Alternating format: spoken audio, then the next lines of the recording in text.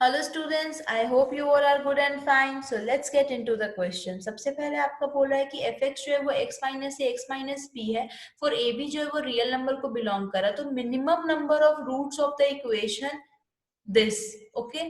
अब ये देखो यहाँ पे आपको समझ में आ रहा है कि ये एफ डैश एक्स का होल स्क्वायर हो रहा है, फिर ये एफ डबल डैश एक्स हो जा रहा है और ये कॉस पाई एफ एक्स है और ये साइन पाई एफ एक्स है।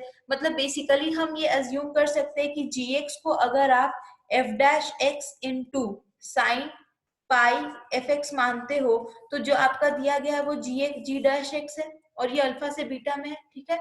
और आपका ए बी जो है वो अल्फा बीटा के बीच में आ रहा है और एफ अल्फा एफ बीटा जो है वो आपका 3 है, ठीक है। नाउ अब जी डैश एक्स जो हमारा आ गया वो क्या आ गया, जी डैश एक्स जो है वो pi into F dash X का whole square cos pi F X plus sine pi F X dot F double dash आ गया, ठीक है। अब अगर आप जी ए करते हो तो जी ए जो होगा वो क्या होगा, F dash A into sine pi F A और एफ ए की वैल्यू क्या है 0, मतलब इसकी वैल्यू 0।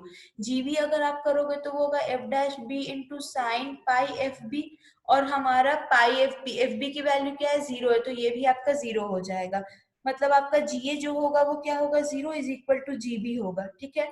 अगर आप निकालते हो क्या, जी अल्फा निकालो, एफ अल्फा 3 के बराबर दिया गया है, ठीक है।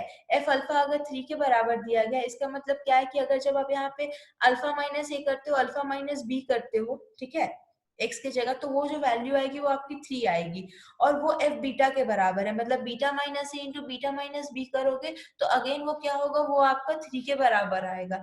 बट अगर आप जी डैश ए करते हो, सॉरी एफ डैश ए करोगे और साइन पाई एफ ए करोगे, ठीक है।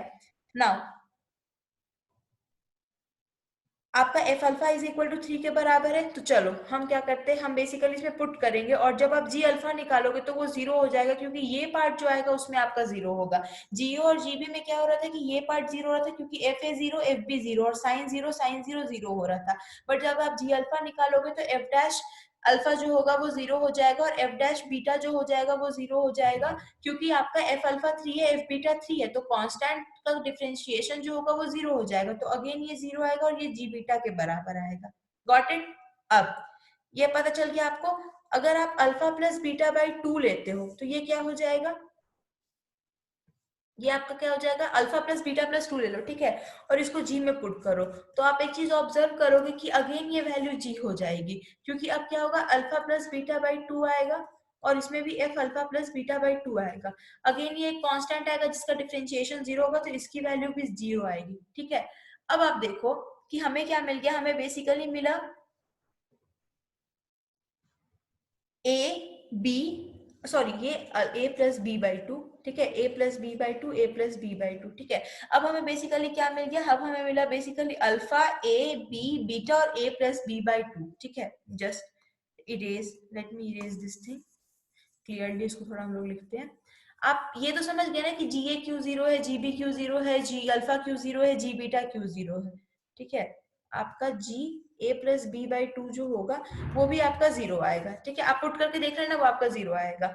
नाउ अब द थिंग इज दैट कि आपको ए मिला, बी मिला, अल्फा मिला, बीटा मिला और ए प्लस बी बाई 2 मिला। अल्फा प्लस बीटा बाई 2 इसलिए नहीं क्योंकि अल्फा प्लस बीटा बाई 2 की वैल्यू हमें नहीं पता चली है और यहाँ पे आप पुट भी करोगे अल्फा प्लस बीटा बाई 2 में एक्स में तो आपको कुछ भी नहीं मिलेगा, इसलिए हम alpha plus beta by 2 consider नहीं किए। ये 4 मिला। अब रोज थ्योरम के हिसाब से अगर आपका अल्फा बीटा जो है, ए और बी जो है वो अल्फा और बीटा के अंदर है, ठीक है। रोज थ्योरम क्या बोलता है कि अगर आपका फंक्शन जो है वो कॉन्टिन्यूअस है किसी क्लोज्ड इंटरवल पे और डिफरेंशिएबल है सच दैट आपका उसका लीस्ट और जो ग्रेटेस्ट है वहां पे आपका दोनों फंक्शनल वैल्यू सेम आ रहा है तो एक ना एक ऐसा एग्जिस्ट करेगा सी उसके बीच में सच दैट आपका एफ डैश सी 0 होगा। तो आपका ए से अल्फा से ए में एक आपको मिलेगा रूट, ठीक है।